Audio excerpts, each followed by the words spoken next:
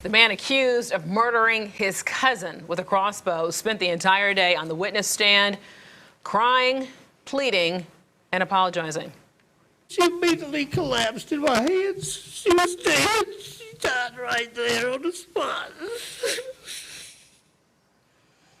A lot of drama there. The question now, does the jury believe him, and have both sides finally rested? For answers on this, let's go ahead and bring in our chief legal correspondent, Seema Iyer. She is, of course, the only reporter who has been covering this trial gavel to gavel. She is live right now outside the Gaston County Courthouse. And Seema, you predicted that Rick would throw his ex, Melinda Robinson, under the bus. That was a lot of emotion that we saw right there.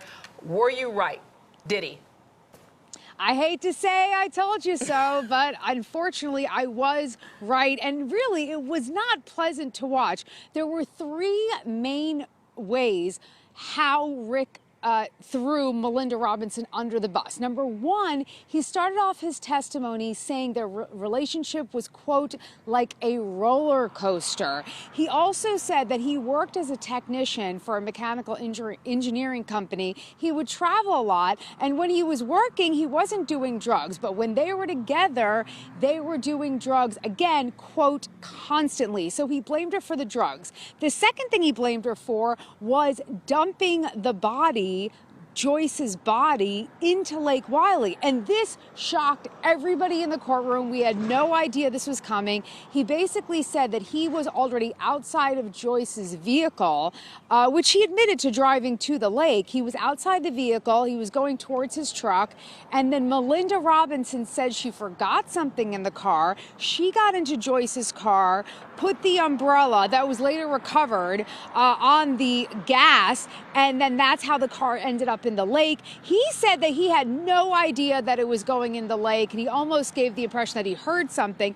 And the final way, the third way, how he threw Melinda Robinson under the bus was saying that it was because of her he did not call the police. Because remember, there was a lot of lag time between the night of the arrest, which was May 4th, which is the incident, and when he was arrested, which was, I think, about a week later. And he kept saying, I want to call the law, I want to call the law, but she wouldn't let me.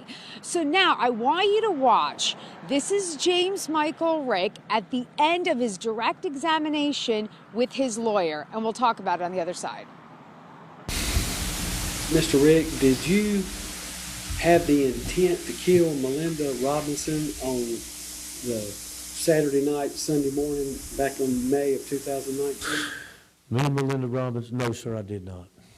No, sir. Did you have any ill will toward Joyce, Rick? Never had any ill will to Joyce, never.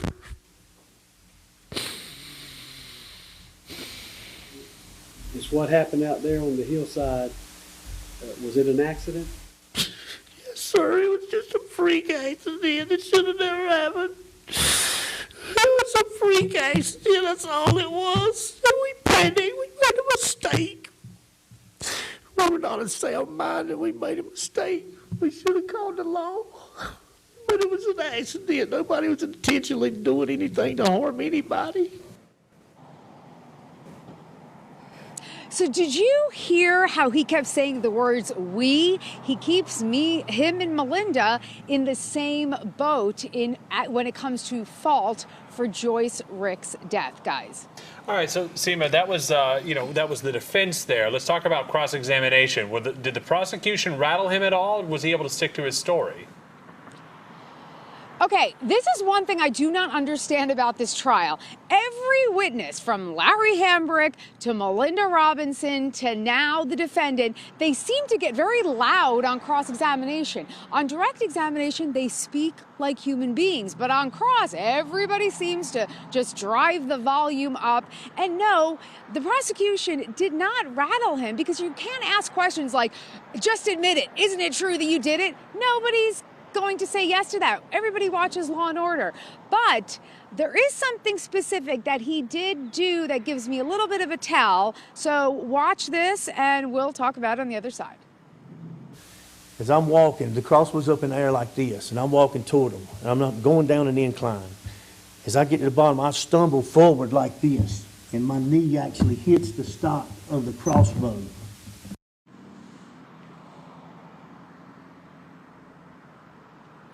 Okay, now that was just a little snippet, but do you see how much detail he's giving? There was actually one point where he was saying that after Joyce had died, that he and Melinda gave a moment of silence for 15 to 20 seconds. Nobody remembers time like that. Nobody knows what 15 to 20 seconds sounds like unless I have a producer yelling in my ear saying wrap in 20 seconds. Too much detail is a tell of someone not telling the truth, guys. I was just telling Ryan that. I said the one thing in this case that we don't know is we don't know what it's like to be on crack while you're making decisions. But I think it's just so incredible that you can recount so much detailed testimony, you know, while that is allegedly happening. But I have to ask you this. So often in criminal trials that you have people giving contradicting statements in these criminal trials. So one of them has to be lying. So from your experience as an attorney, do the attorneys know going into these testimonies that someone's just outwardly lying?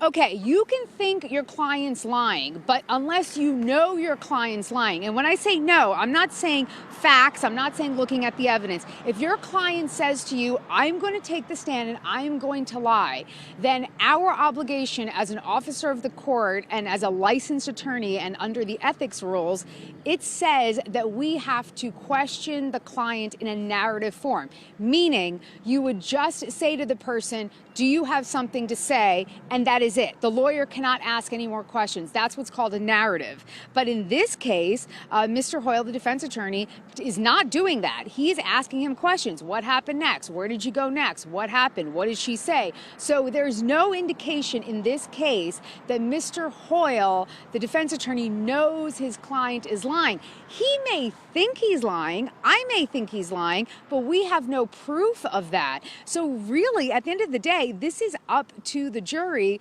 but it is a very, very important and devastating dilemma that even in my 50 years of practicing law, as Brian Blakely likes to say, I've only encountered a very few times. I think only 3 times where I knew my client was going to take the stand and lie. But by the way, guys, I'm pretty sure, because we came out early, but I'm pretty sure he is still on cross-examination, which will resume tomorrow morning at 9:30, and you know your girl's going to be on top of it.